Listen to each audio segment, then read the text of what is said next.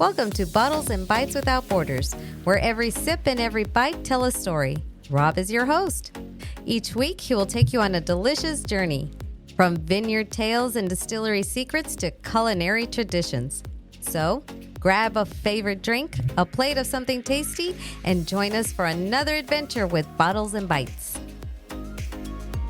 Hey everyone, welcome to another episode, and you can probably tell there's been another little name change, and we apologize. We are figuring this out as we go, and we're just going to be honest and transparent. We got a lot of messages. I think if you've listened to recent episodes, we were talking about we have a great love, a great admiration for the food and wines and history and culture of Italy. And we thought about diving in and spending a little bit more time just in Italy, but we got some messages, some feedback that was asking us to, please not do that. Continue to kind of cover food and wine around the globe as we had been for the previous 5-6 years. And so we made the decision to kind of backpedal, moonwalk, Michael Jackson, if you will, a little bit, and go ahead and go back to covering food, wine, whiskey all over the globe and enjoying all of those things. But we still are rebranding. We wanted to come up with something a little more, relevant, a little more fresh, new. And so we're kind of keeping a part of what we had before for that short period of time, Bottles and Bites. But it's going to be Bottles and Bites without borders. So you can play on that however you like. There's a lot of ways to play on it. But it's going to allow us to just, take foods from one area, wines from another, and put them together and all this different kind of stuff. So we're going to have some fun with it. But we are back to kind of who we've been for the time that we've been on the airways, if you will, doing the podcast. We're back to covering food, wine, and whiskey, and we'll continue to have some fun conversations as well as some very informative episodes for you guys to listen to. So that's kind of where we are with the show. So let's dive into today's episode. It's one of my favorite things. My wife, she's on the show today. You thought I was going to say pizza, didn't you? I did. Two of my favorite things, my wife and pizza. Pizza, one of my favorite things. Sandra, you can agree with that or confirm that I'm Absolutely. A big fan of pizza. Just a little bit. And, my wife will tell you, I think you also confirm that when I get into something, kind of get in the hole a little bit. I'm down that rabbit hole. Yes, you do. Pretty far. Yes. And pizza is no exception. And I wanted to, I've done a pizza episode before. It's probably been a year or so ago. And it was more in general. But as I've went down this rabbit hole of pizza, it's very interesting, the history of pizza, kind of the evolution of pizza. Things that I thought I knew about pizza, I was like, oh, wait, I was really wrong about that. So I thought it'd be fun just to kind of do an episode just talking about the history and the evolution of pizza, mixed in with some maybe myths about pizza that maybe we can debunk a little bit, and maybe just some fun conversations, some fun facts about what we enjoy about pizza, maybe talk a little bit about dough and things like that, making pizza at home. That's kind of our topic, our conversation today. How you feel about that? I like that. Okay. You know who else would have liked that? Who would have liked Toby. Toby, my man Toby would have been, he'll have to come back on for a pizza episode with us. He is becoming an expert. So if I asked you, my lovely wife, yes, where would you say pizza came from? Well, let me ask you this way. Would you say pizza was invented, this style of food, by the Italians? Well, you're going well with that. Sounds like a trick question. Well, it does sound like a trick question. I would have normally said yes, but now I think I'm going to say no. Okay. I feel like it might. Okay, before you say anything. Yeah. It was maybe like flatbreads. Whoever invented the flatbreads or did the flatbreads, which would be what? Greece? I think you're right in there. The Mediterranean region, Turkey, okay. Greece, even parts of Italy had flatbreads, and focaccia bread back then wasn't quite as fluffy as it is now, you know? Yep. That's what I would think. And I could be wrong. Nope. You are 100% right. So, I mean, you could say that pizza was invented, pizza that we know today, was first done this way in Italy, but that, having a flat type of leavened bread with some oil and herbs on it was done hundreds of years before pizza became popular. So we all have heard of naan bread and things like that. Making bread these types of ways have been around a while. And I think we all would agree it's a flatbread, right? It's a type of pizza, Yes. So been around a little while. So a fun fact, I don't know if the rest of the world knows this, but Americans like to eat. I think we have that reputation. And how would you react to me telling you that Americans eat approximately 100 acres of pizza a day, or you could say it 350 slices a second? That's the amount of volume of pizza that Americans eat daily or by the second. So over the course of a year, we are eating a shit ton of pizza. Wow. So I there for a little while, I went, okay, wait. I started questioning whether is pizza more popular than the burger?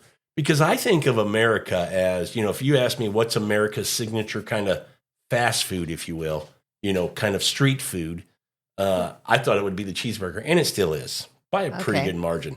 But pizza's right there. That's second. I mean, we are fans of pizza. Well, I guess it does make a little sense when you think about your going to New York City and you see the New York style pizzas and all the pizzerias. So I guess, yes, I could probably see that it'd be way up there also. Yeah. Well, and here's another thing to know about pizza when we think about Italy. Pizza's most famous in the region of Italy of Naples, in the town of Naples. So it's actually in Naples. Oh, I keep saying Naples. Campania is the region. The city is Naples. And this is thought to be, and I don't think there's much dispute to it, the home of pizza. Oh. It's, when you think about the Margherita pizza, it comes from Naples. This is the Margherita pizza, or the Neapolitan pizza, I should say. Margherita, I think, as well.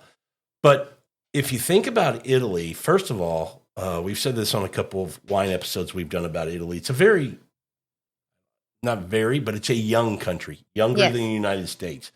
Came into actually being a country in 1861. So it gives you some idea of not very old when you think about the United States being 1776. We're almost 100 years older than Italy. Wow. So I say that to say, when you think about Italy, a lot of times we think pizza is just very popular in Italy.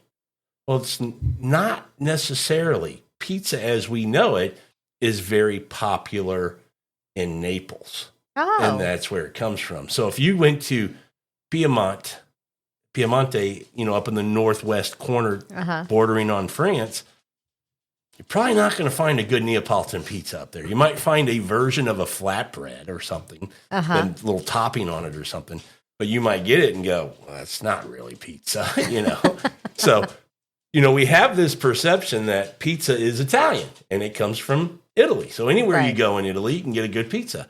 And it's just not the case. And that's because there are these 20 individual countries that then unified, and think about them like states that then unified and became one country, but they have their own identity. They have their own foods. They have their own wines. And Naples is the home of pizza. Oh.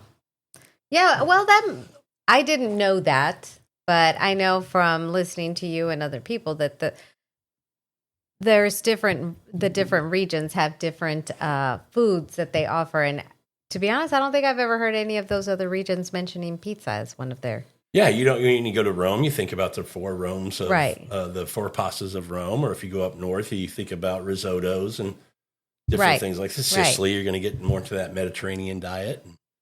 Yep, but Naples, you get you some pizza. So that's where I need to go for pizza. And it's just like any other food. Pizza came about, or that style of food, because of the ease of eating it on the go, right? You can make it, cut it, give somebody a couple slices, off they go.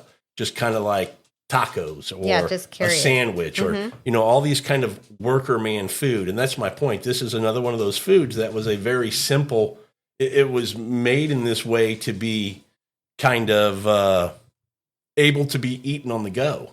so that you could just grab it and go. Right. So it wasn't this, nobody sat around and thought about this and tried to design this pizza. It was something that just, hey, we need something that we can eat on the go. What do you got? Well, we can make bread. We can put a little oil on it. I'll throw a little herb or garlic on it. Off you go. Enjoy. Yeah. And that was the first pizza. I'm doing air quotes here. Right. Yeah. Interesting. I didn't know that. So another fun fact about Italy. If I told you that tomatoes were not indigenous to Italy, would you believe me? No. Well, it would be true. What? It was around the mid 1500s that Italy was introduced to tomatoes. They didn't even have tomatoes, for really? Much Who introduced them? Well, the Spanish how do you say it? Conquistadors? Conquistadores? Yeah. Well, look at you. It's almost like you're Hispanic. They brought them to Italy after coming to Americas. And if you think about tomatoes, they're indigenous to the Americas, but primarily South America, around the Andes regions of Peru, down in the Ecuador area. That's where they were first. And obviously they've made their way up through into Mexico and into the States. But the Spanish are the ones who took them back to Europe and introduced them to Italy. Oh. Now, did you also know this? When tomatoes first got introduced to Italy, they did not want to eat them. They thought they were poisonous. So they thought they were bringing them back to like, here, them. Eat all these, and you're all going to, die. Well, I could get that. On. Yeah. But, I mean, somebody introduces something new. You're like, I don't know what that is. Yeah. So I had no idea. Yeah. So a lot of people think, when you think Italy, I think, a couple things you think about first is tomato sauce, pasta, and pizza. Mm-hmm. And, those aren't even indigenous to Italy. It's not anything. They just made it, for lack of a better word, better.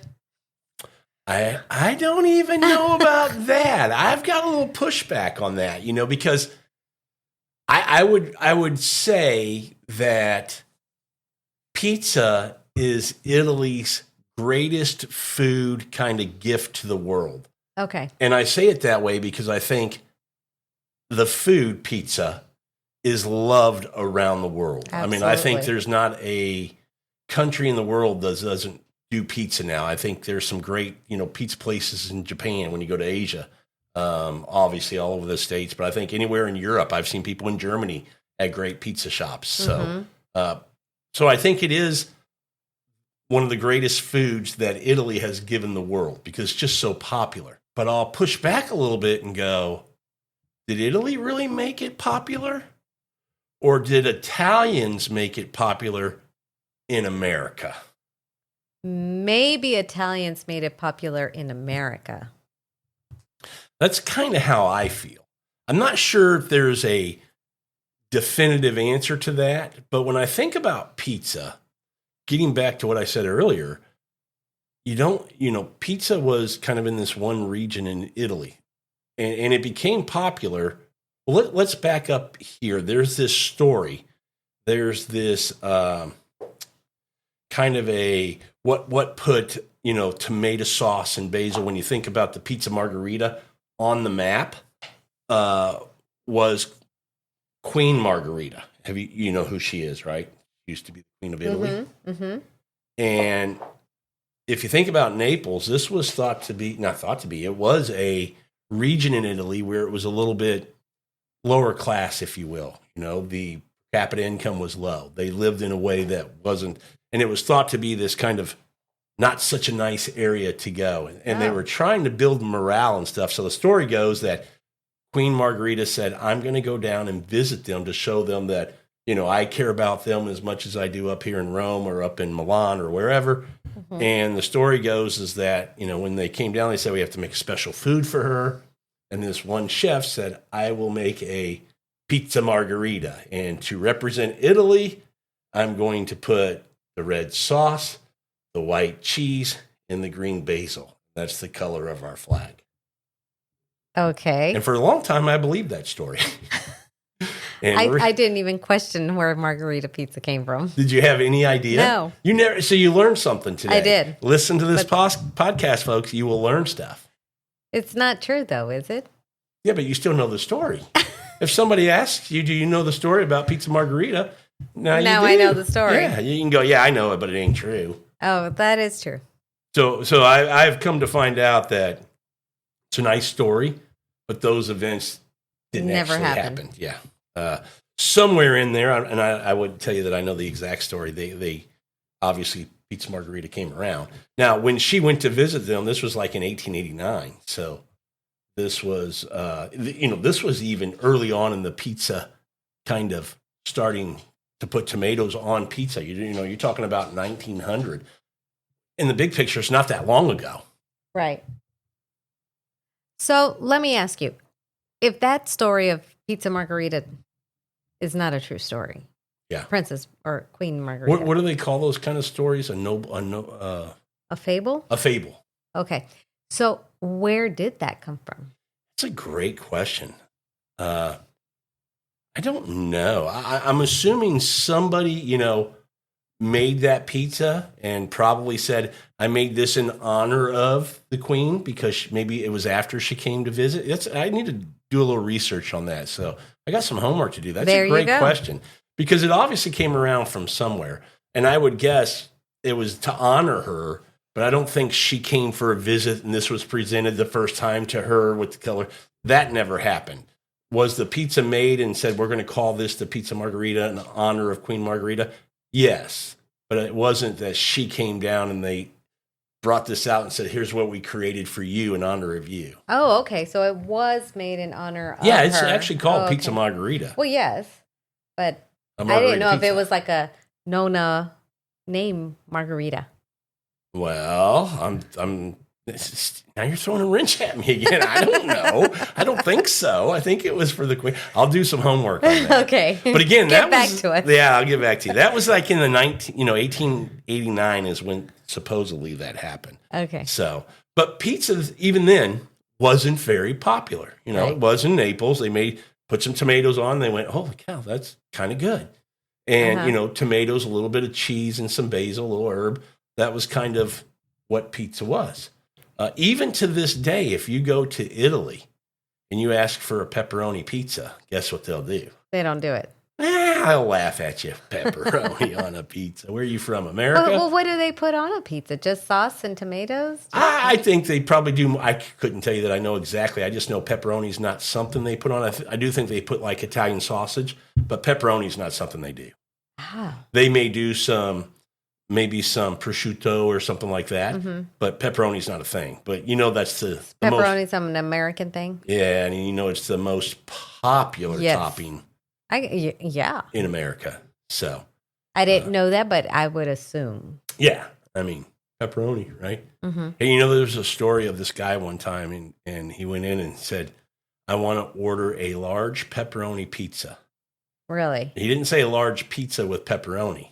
He said a large pepperoni pizza. So it turns out this shop does a little funnies on people, and when they order a large pepperoni pizza, he gives them a large one big. He makes this. I don't know where he gets it from, but one big, pepperoni that would cover like a 12-inch pizza. Makes one slice and puts it on top, and you got a large pepperoni pizza.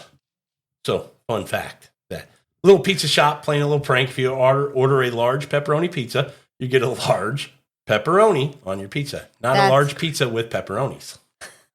Okay, so beware of when you're ordering pizzas. I don't think there's very many people who would do that, but there's apparently one pizza shop that likes to do that to people. Well, that's funny. Yeah, that is funny. So, do you have any idea? If I asked you, when do you think pizza became very, very popular here in the U.S.? Mm-hmm. Let me. What time period? I'm going to give you a decade. Okay. I would say maybe the 70s. No. No? Earlier or later? Yeah, about 30 years earlier. Oh. That 40s. far? You went, 40s. Now do you know why? No. Oh, let me guess. World War II. World War II. We had American soldiers over in Europe, a lot of them in Italy. In Naples? And well, maybe in those areas, they were getting a slice of pie. And going, well, hold on a second, this is pretty good. Then they'd come back to the States and go, hey, what about that pizza pie? We want some pizza. Well, guess what else was going on at that time? I A lot of immigration. A lot of people from Italy coming to specifically New York, coming in through Ellis Island there and becoming immigrants and starting to open up shops in town. And people were going, hey, what about that pizza? And lo and behold, they go, hey, everybody wants it. Let's make our version of pizza. So that's why I say I think it's true to say Italians gave pizza to the world, but I'm not sure they did it from Italy. Italians may have done it from America. That's probably controversial to say. There's probably I don't know. There's any Italians listening to this, they're probably blasphemy. But I really just feel like America really did maybe we don't give them credit, but so I think America gets a big helping hand with making pizza this, global thing that everybody just absolutely loves.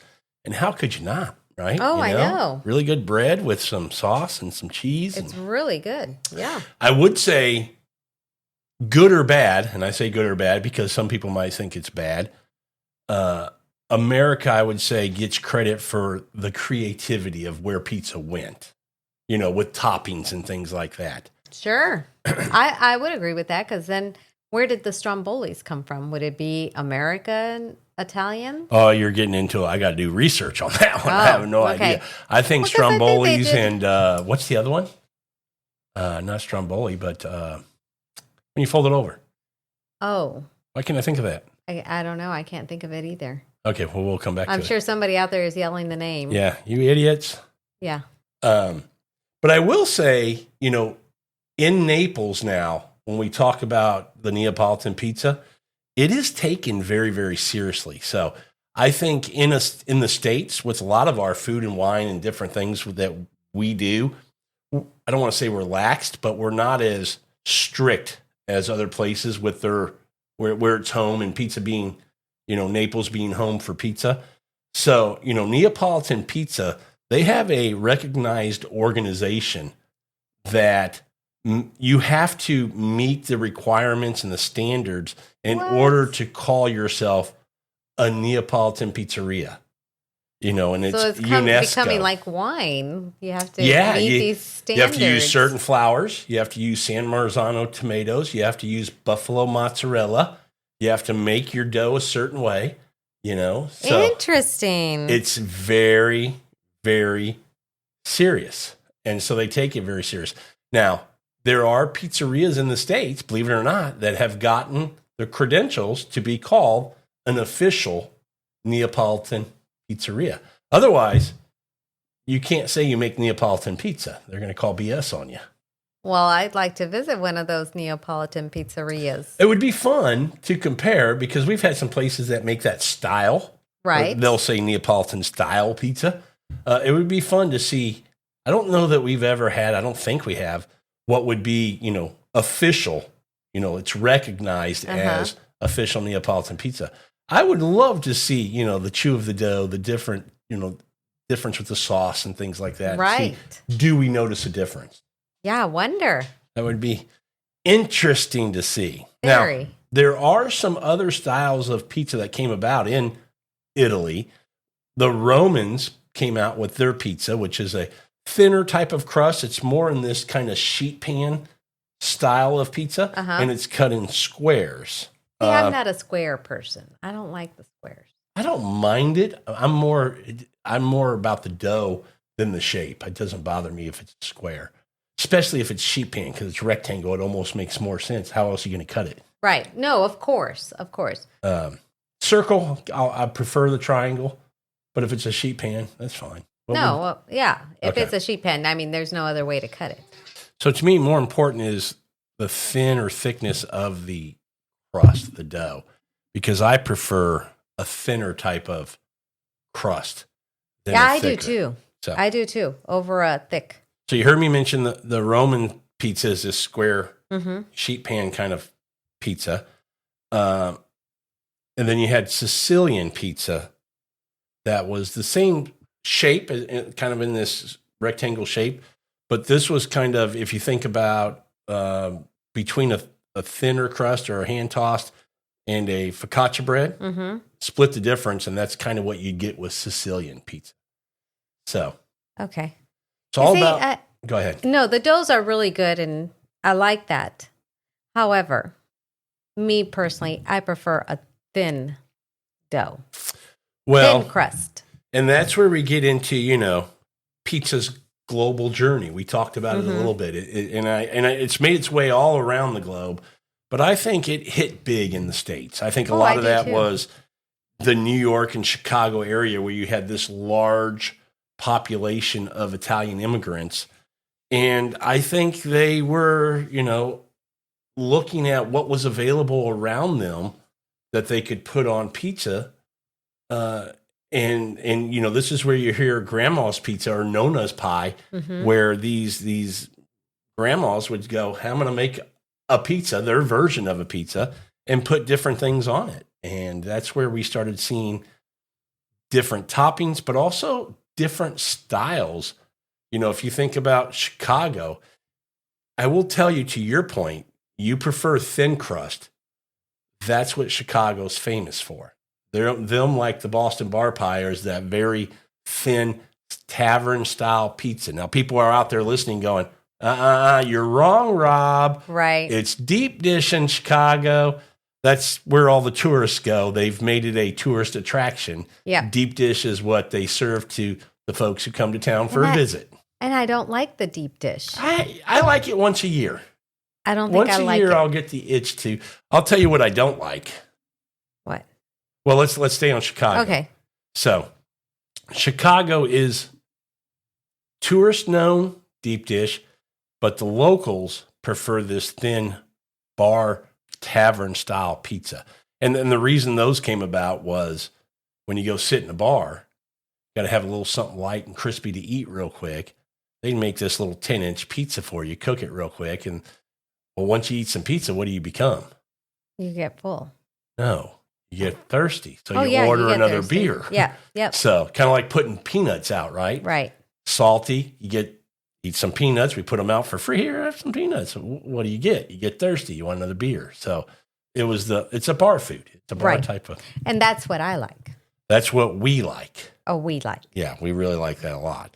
And then New York, the most famous style, I would say the most famous style in the States is New York style pizza. And I will tell you, it's my favorite style of pizza. Absolutely love it. I do. I like New York style. I like it because it's a little thinner and a little thicker crust. Thinner, crispy, get a little flop on it. I think the cheese to sauce ratio is just something that, when done right, is really, really good. And if you're a fan of crust at all, and I'm a fan of a little bit of crust, you still get a nice little crust. Not a huge crust, but it's a nice little crust. So I really like New York. Yep, I like the crust. And if you talked about other places that's the thing about the States. There's so many places that have made their name on, or made a style of pizza that's their signature pizza for that area, that region. I think about Detroit, Right, the Detroit pizza. Detroit style pizza. We mentioned Boston has their Boston bar pie. Even St. Louis has a very cracker-like pizza style that they make with the Provel cheese, which is a controversial cheese. A lot of people like it or hate it. It doesn't seem to be like it's all right. It's either I like it or I hate it. Okay. So, but places in Arizona have their own style. Portland's a very big pizza place. Portland has their own I don't want to say style as far as dough and crust, but toppings and ingredients and creativity.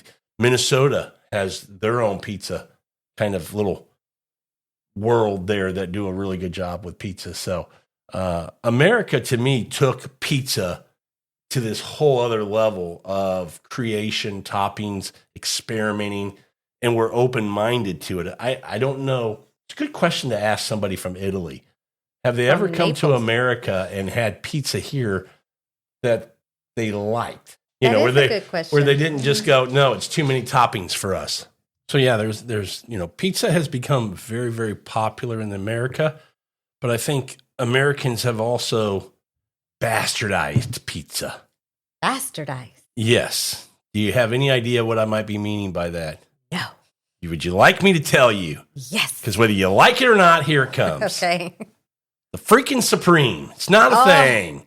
I used to love a Supreme. You used to until you got educated and your palate got better and you go, why do I need 14 different toppings on my pizza? Dumbest thing ever. What are you tasting? What are you really tasting? Everything that's on there. You don't taste it. It's just a big blob.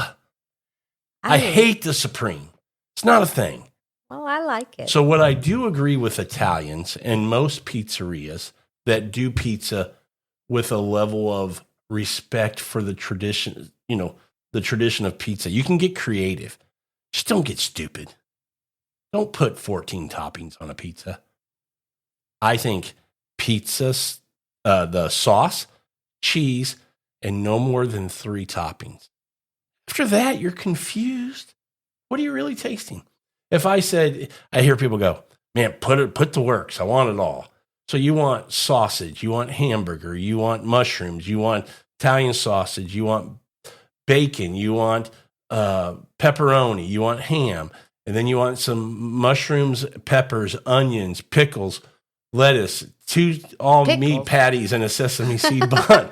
I mean, when does it stop? Do you see what I'm saying? That's just a lot of stuff. It's too much. Do you disagree with me? No. So I think Americans, to a large degree, have taken pizza too far to this kind of crazy place of too many toppings. They need to get back to doing pizza the way it was meant to be, which is this simple kind of food. 2 or 3 toppings that work well together, that when you taste them, they complement each other with the flavors that you get as you take a bite. That's a nice pizza. Just throwing shit on just to throw it on is on the meat lovers. When have you ever went to a burger place and said, I'd like a triple burger and I'd like 1 patty of ham and 1 patty of burger, 1 patty of turkey? You don't do that. No, I know. You don't ask for 3 different meats if you get a triple. But they do ask for all the other toppings. What? The lettuce, the tomatoes, the pickles, the onions, the mushrooms, the Again, cheese. I have the same opinion in any kind of food application. That's too much. You don't need all that on a burger either. But anyway, we're getting off topic. Or digress. Yeah. The whole point is have a good palate, which means put a flavor combination together that works and complements each other and enjoy the pizza. Don't bastardize I agree. it. I do agree. Although I did at one point like the whole Supreme pizza. Well, we were all young. We used to like, Happy Meals too, but we don't anymore. You see how I did that? Yep. So here's something that I wonder is how has pizza changed? I wonder in Italy. Has pizza become more popular in the other regions because it is so popular globally? Because I'll tell you this. I talked to an Italian friend of mine. I did that episode on the aperitivo of last year. Oh, huh. And when I was talking to him, we were in the Italian Chamber of Commerce here, and they made me a coffee, which would be a cafe, an espresso. And I was asking one of the guys who was over from Italy, I said, with coffee getting as popular as it is now, and these pour-over coffees and things becoming very, very popular, has that caught any traction in Italy? And he said, no. Not at all. We are still very much, you either drink an espresso or you have in the morning only before noon, you can have a milk coffee, which would be a cappuccino, a latte, a cortado, something like that. But there is no pour over. There's no doesn't Starbucks. Exist.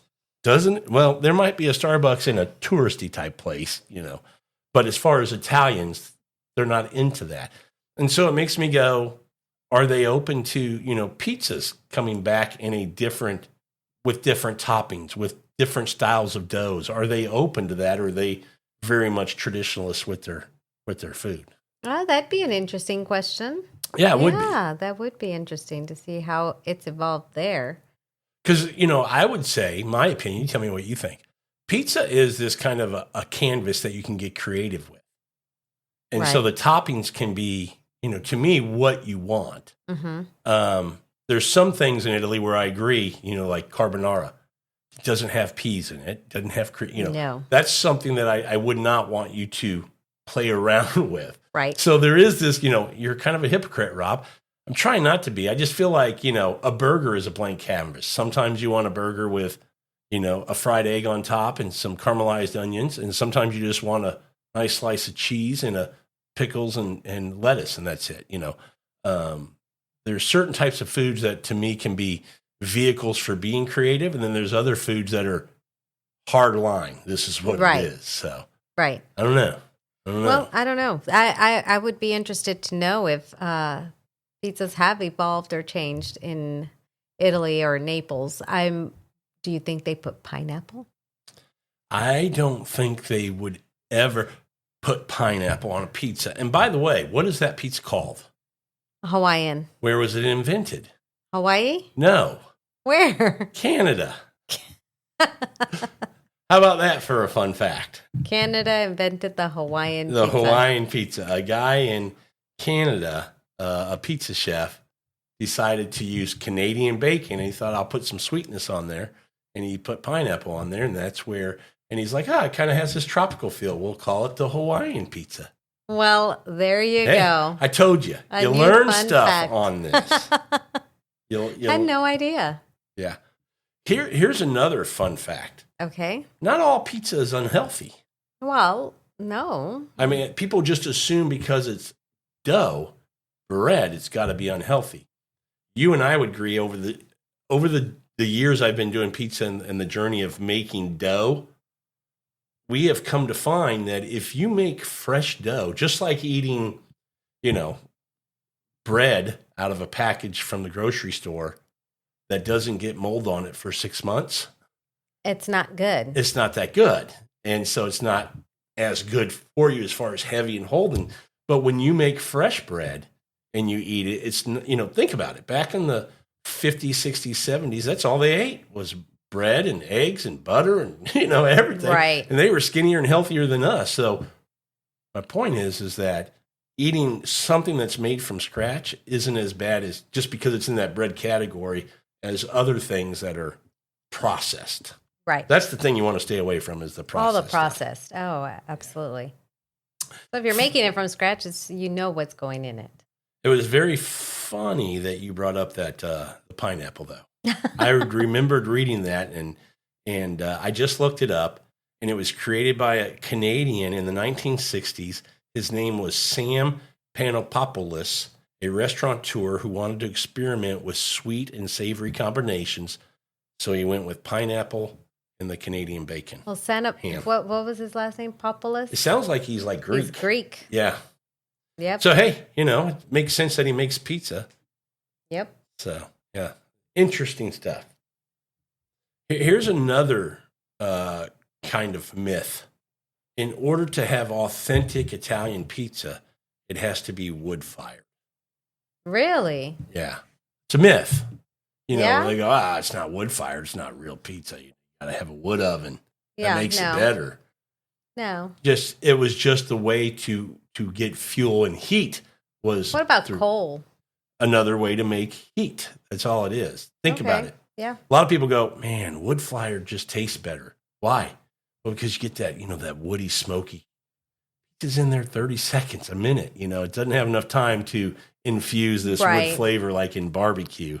So because it just sounds nice. I got a wood fire. And I'm not saying that as fact. I'm giving you my opinion. When you smoke something, it takes a while for that smoke flavor to get into it. I can tell you, I've had wood fired. I know you have too. Mm-hmm. Wood fired pizza. I've never tasted it and went, it's smoky. No. It's just a heat. Mm-hmm. Because usually in a wood fired oven, the smoke part of it's done. All you have is this bed of embers. You got to get your oven ready. And then a piece of wood will go on just to keep that flame burning over the top. There is no smoke to it. So I've heard people go, oh, I disagree. I think it's a smoke flavor. I never say it to them. I'm respectful, but in my mind, I'm going, crap, you do. You don't get any smoke flavor on wood fire. The point is, authentic pizza isn't authentic by the heat source. It's more authentic by how you prepare the dough, how you do the sauces, make the pizza, temperature, cook times, things like that. Yep. Ingredients and dough, I think. Ingredients and dough. Yep. Don't ever think more toppings, better pizza, because that's not the case. I would agree. Here's a question. would you say pizza should only be a main dish or can it be an appetizer? Oh, I think it could be an I appetizer. do too. Yeah, because again, I go back to the flatbread. Yeah, that's a good point. That's where you would see it, like in that. Mm-hmm. You think about that as an appetizer all the time, right? Right. Hey, let's get a flatbread. We'll put it on a flatbread. We'll put it on the table. Mm-hmm. Little appetizer. But have you ever heard anybody say, "Hey, let's order a pizza for an appetizer"? Well, no. Isn't that funny though? Yeah. When you think about it. Yeah, that is true. Nobody orders a pizza for a. But it makes if you have 6 of us going out for dinner and you say, "Hey, let's order a 12-inch. Have them cut it 6 ways. It'll be a little appetizer. It sounds really good with the toppings. This particular pizza, just a quick bite to get us started while we're having a drink or something." And I'll be honest, I'm in that boat. I never thought about a pizza as an appetizer. No. But it could be a very good one. Yeah, absolutely. So here's a question I have for you. In America, we know how popular pizza has become. Is there any pizza chain you would say is, let's just say it high quality, really good pizza? Something you would order or even recommend to somebody to order? Pizza chain? No. Yeah, I don't think so either. No. When you think about the big named pizza Domino's, places. Pizza Hut, CC's, Little Caesars, Papa John's. No. Yeah. Nope. I can't think of one. You'd have to go to like your mom and pop stores. Not stores, but restaurants. Yeah, little pizzerias. Yep. Family owned. Mm-hmm. And then still find a style that you like. Correct. I would 100. Yeah, 100%. I don't think I can't remember the last time we ever ordered a pizza from a chain restaurant. Well, and again, it's a rabbit hole that if you get into making pizza, but also appreciating quality pizza. Correct. So once you go to a few of these local places like you're talking about, you're going to quickly find that that's what good pizza is. I need to be eating more of these places and not Domino's and Pizza Hut and places like that. Not that there's anything wrong with it. If you like it, you like it. But I'm just going to tell you, it's just like me telling you, would you rather have a McDonald's burger or would you rather have a Beck's Prime, burger? Right. You're going to go, well, they're both burgers, but that Beck's Prime, I guarantee, is going to be quality meat, quality much ingredients. Better. So same with pizza. And I think once you start to appreciate pizza and enjoy pizza at its peak, at its pinnacle, it's hard to go back. Oh, most definitely. I mean, you and I have had experiences where we've went to a local pizzeria when we're traveling or something, go, man, this looks pretty good. Let's try it. And then you get it and go, this is awful. Mm-hmm. This is terrible. And usually it's because of the dough, not typically, the ingredients, although the ingredients are so important. Quality cheese. Oh, absolutely. Yeah. Absolutely. I agree with that. Ingredients, sauce needs to have some flavor to it. Now, we're going to kind of wind up this episode talking with you about how happy you are we have 3 pizza ovens up. My point is let's count 4 pizza ovens. How? Because we also have our stove. Oh, we do use the stove for some styles of pizza. Yes. That's a good point. We have 4. No, but my point in saying that is you would give me a hard time initially when I built a brick oven. But after a while, it's kind of fun to have a pizza party. It's kind of fun.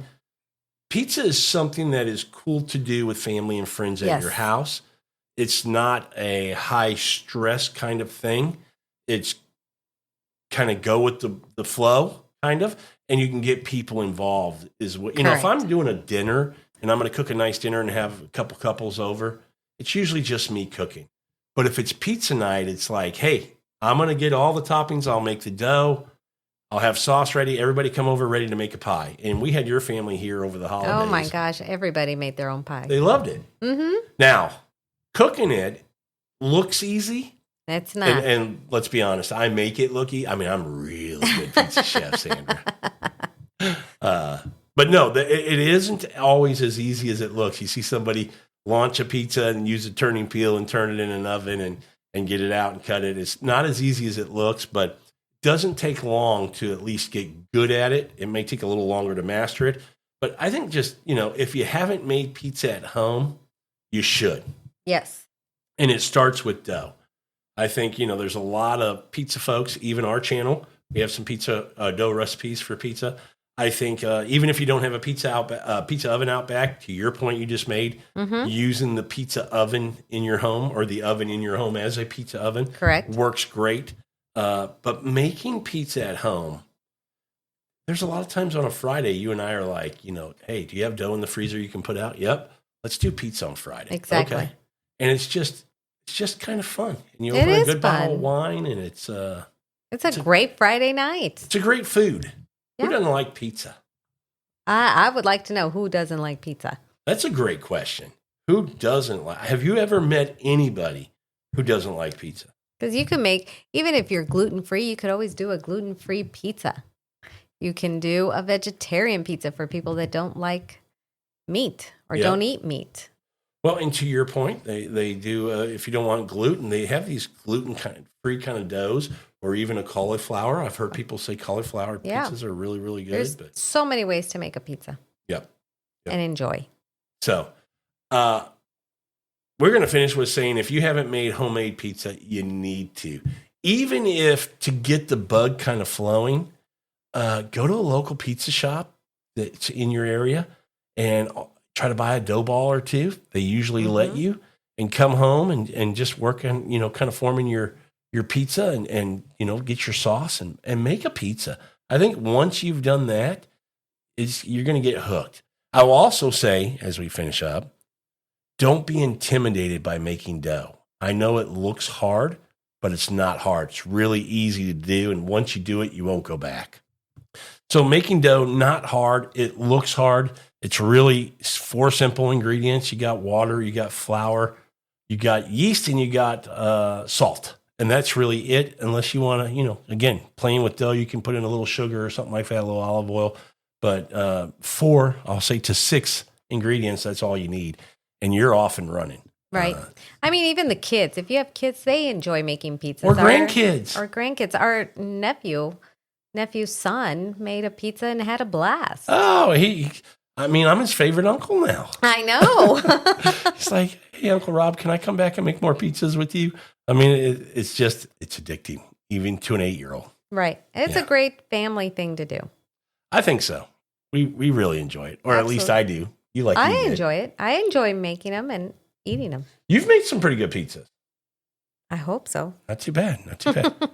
All right, everyone. That's our episode for this week. We thank you so much for stopping in and enjoying the conversation with us. And we look forward to having you back on the next one. And until then, have a slice of pie. Thanks, Sandra. You're welcome. Cheers.